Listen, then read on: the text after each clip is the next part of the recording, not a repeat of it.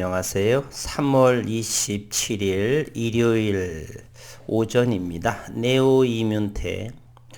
네오이뮨텍의 일봉의 차트의 모습을 보게 되면 이 앞전에 2월 달만 하더라도 21선을 부딪히면 밀리게 되는, 그래서 6,500원이 하방 경직이 되는 지지선을 받으면서 최저가는 전쟁이 일어나는 이 2월 24일경의 모습이네요. 6,190원이 최저점으로 하고 현재는 61선을 돌파한 그러한 위치까지 상승을 했습니다.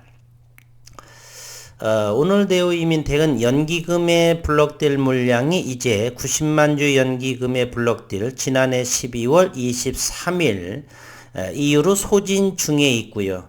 설마 하니 연기금마저도 블록될 물량은 나오지 않을 줄로 생각을 했는데, 블록딜의 물량은 어쨌건 제 이제 머릿속 이미지에는 연기금마저도 블록될 물량은 거의 나오게 된다, 이러한 생각을 가지게 되네요.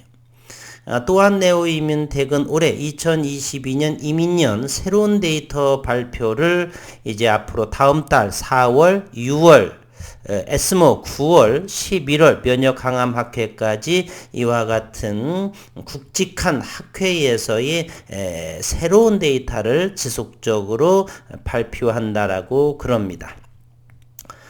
우선은 연기금의 블록될 물량을 잠시 한번 살펴보도록 하겠습니다. 가장 중요한 부분이기도 하고요. 지난 금요일에 70만 주 거래량을 보이면서 7,580원, 8,000원까지 육박한, 다시 상승한 그러한 61선을 의미 있게 적은 거래량으로서도 저항선인 61선을 일단은 돌파하게 됐습니다. 현재 네오이뮨텍의 신용잔고는 신용시장 1.88%, 187만 주에 해당을 하네요. 최근의 모습을 신용의 물량을 보게 되면 250만 주 정도에서 지속적으로 줄어든 형태가 되고, 현재 187만 주 정도의 신용잔고 1.88%, 현재 시가총액은 7,880억 원. 맨 처음 상장을 할 적에 네오이뮨텍은 시장에서 시가총액은 1조 원은 충분하지 않겠느냐라고 했지만 1월부터의 블록딜 물량, 제약바이오팡이 최근에 1월 달에 좋지 않았죠. 1월 3일에 오스탐 임플란트의 횡령 이런 부분, 직원이 이렇게 이런 가져간 그러한 부분 회계, 그리고 1월 13일에 매드팩토의 식약처의 승인 거절, 여러 가지로 인해서 1월에 제약바이오에 또 참혹한 달이었다. 그로 인해서 그 1월쯤에 이곳에서 일봉에서도 보시다시피 10,000원 정도는 충분히 하면서 블록딜과 제약바이오의 업황에 좋지 않음, 또한 긴축 재정으로 인해서 조기 금리 인상의 FOMC의 일정 등으로 인해서 1월 달에의 네오이뮨텍의 주가는 정말 참혹하기 그지없는 그러한 흐름이었습니다.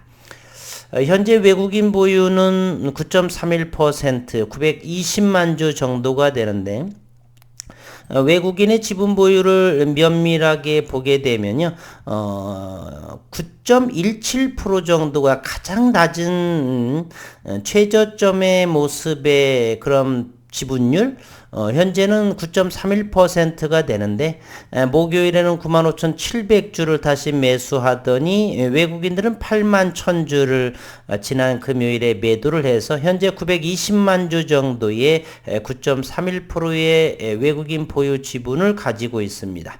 그리고 이렇게 퍼렇게 생긴 기관들 투자가들은 연기금의 그러한 블록될 물량이 이렇게 보여집니다.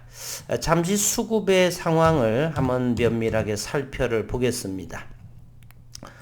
지난 12월 23일까지를 잠시 거슬러 올라가도록 하겠습니다.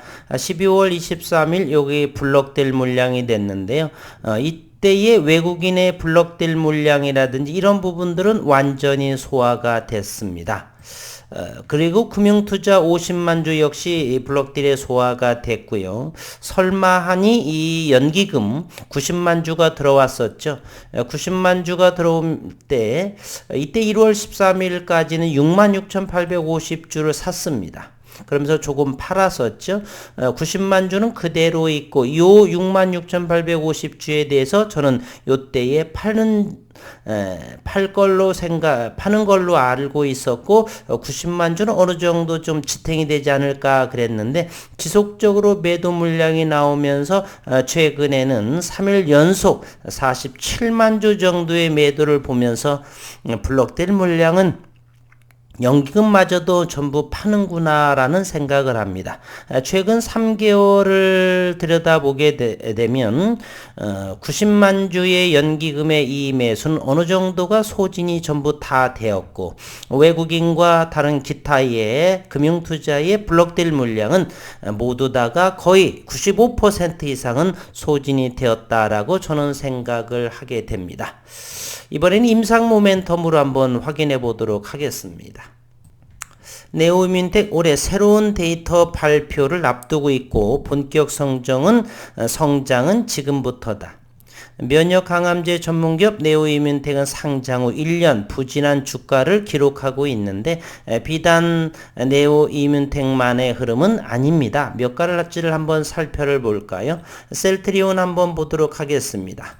셀트리온 역시 1년 정도에서 39만원에서 15만원까지 하락을 했었고요.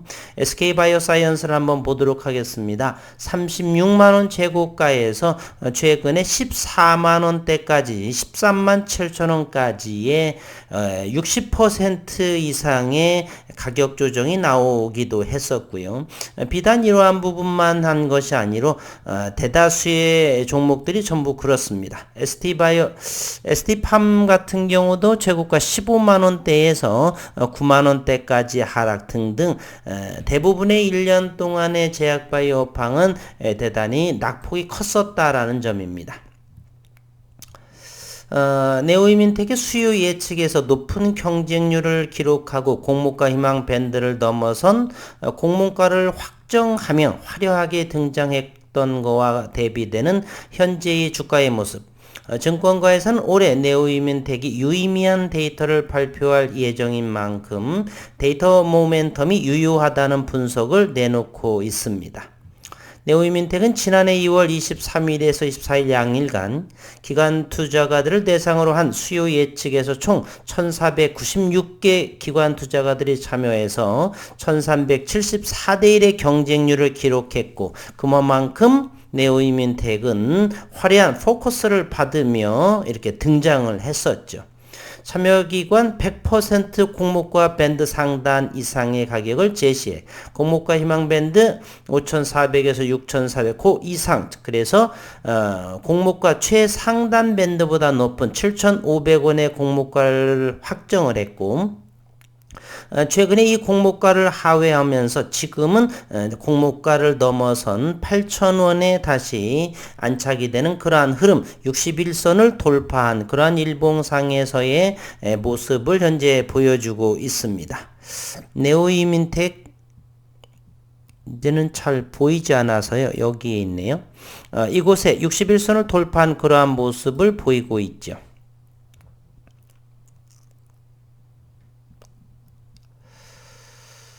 일반 투자자 대상 공모 청약에서는 약 9조 3,465억 원의 청약 증거금이 몰렸었고 회사 관계자는 국내외 증시 상황 악화로 인해서 자사뿐만 아니라 전반적으로 주가에 영향이 있었던 것 같다. 네오이민텍은 올해 AACR 4월에 열리고요. ASC 미국 임상총회학회 6월경에 유의미한 데이터를 발표한 예정이기 때문에 긍정적인 영향이 있을 거다라고 이 회사 관계자는 전망을 하게 됩니다.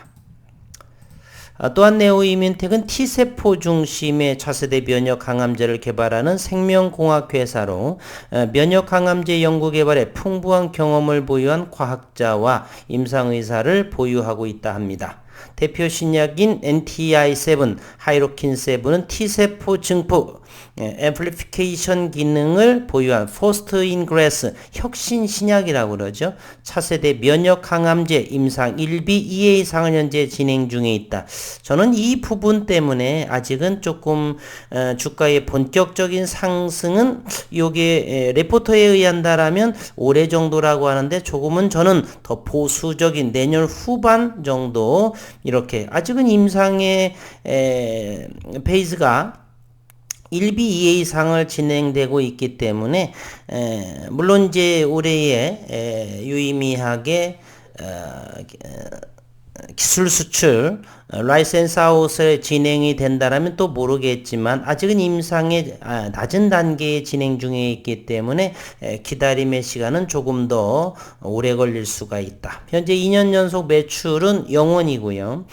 이에 대해서 네오이민텍 측은 사업 확장에 따른 임상시험, 중개연구, 기업부설 연구소, 의약품 제조 공정 관련 등 각종 비용과 연구개발 활동 활성화를 위한 인원 채용, 그에 따른 비용이 증가를 해서 현재 적자가 지속이 되고 매출은 0원에 해당이 된다. 네오이민텍은 올해 AACR, ASCO 등에서 유의미한 데이터를 발표한 예정이고 4월 AACR에서는 두 건의 전임상 병용 연구에 대한 결과를 소개를 한다. 해당 연구는 하이로킨 7과 T세포 활성제, T세포 억제 저해제 각각 병용에 따른 개선된 항암 효능에 대한 내용이고 4월보다는 6월에 좀 더 다양한 임상들을 발표하는 것 같아요. ASCO에서는 고위험 피부암 3종, 고형암 6종에 대한 면역관문 억제제 병용 임상과 CAR-T 병용 임상에 대한 내용을 발표를 한다. 특히 고형암 6종에 포함된 MSS 대장암과 췌장암의 경우 기존 항암 치료로는 반응이 없거나 낮은 난치암이기 때문에 작년 11월에 열린 면역항암학회 발표에 이어서 해당 적응증에서의 성과를 6월 달에 기대를 한다. 해민 키움증권연구원은 네오이민텍은 4월 AACR에서 두 건 전임상 포스터 발표로 병용 확장 가능성이 확인이 됐다라고 말했고 허연구원은 대외 그리고 섹터 영향으로 네오이민텍의 주가는 지속 하락을 했지만 올해 데이터 모멘텀 그리고 수급 개선이 기대된다. 블록딜의 물량은 어느 정도의 해소가 되는 그런 부분은 안정이 되고 이제 수급이 새로운 수급에 우리는 기대하는 바가 크죠. 다수의 파이프라인 임상이 진척과 확장되고 있고 올해 중요한 GBM 교모세포종 데이터 그리고 키토르다 병용 요법 임상 데이터를 앞두고 있어서 데이터 결과에 따라 주가 우상향의 그 베이스는 바로 이 키토르다의 라이센스 아웃 기술 수출권에 대한 강력한 올해는 내년 하반기 개인적으로 생각하는 그때부터는 본격적인 상승이 이어지지 않을까 하는 그러한 기대감을 가지고 있습니다. 일봉상에서의 모습은 이와 같지요. 주봉도 역시 좋은 모습, 바닥권의 형성을 해서 점차적으로 네 번째 주 한 달간 대략 주봉상으로서 양봉의 모습을 보여주고요. 10주선의 모습을 돌파한 이제 9,000원 돌파의 여지가 남아있는 그러한 모습에 현재 위치하고 있습니다. 분봉의 모습으로 시장 주체자들의 심리를 좀 확인해 보면 1월부터 시작해서 2월 말까지의 6,500원의 하방 경직이 되고 지속적으로 저점들이 이와 같이 높여져 가고 있는 네오이민텍 아직은 8,000원 아래에 있지만요. 또다시 진행을 하면서 그동안에 9,500원의 최저점 지지라인이 했던 이 부분이 다시금 저항선으로 역할을 할 텐데 이 격까지 대략 1,500원 정도의 갭이 이렇게 있습니다. 시간은 넉넉하기 때문에 충분히 고려를 하면서 저점마다 분할 매수 평단가가 낮추는 역할을 하시게 되면 후일에 큰 성과를 충분하게 얻을 수 있지 않나, 이러한 네오이민텍에 거는 기대가 저는 조금 크고 있습니다. 충분히 한 300% 정도 이상은 500% 이상은 충분히 앞으로 1년 반, 2년 정도를 기다리게 되면 내년 하반기 정도라면 저는 충분히 그 정도의 가치가 있지 않을까, 최소한 15,000원대 이상에서는 있지 않을까 하는 그러한 기대감을 가지고 있습니다. 물론 글로벌 시장, 국내 시장 여건이 좀 뒷받침되어야 되겠죠. 여전히 전쟁으로 인해서 고유가, 그리고 금리 인상 부분이 여전히 불확실성은 있지만, 그렇다라고 해서 현재 증시의 이 자금이 안전자산의 자금으로 이동하는 그러한 모습은 보여지고 있지 않습니다.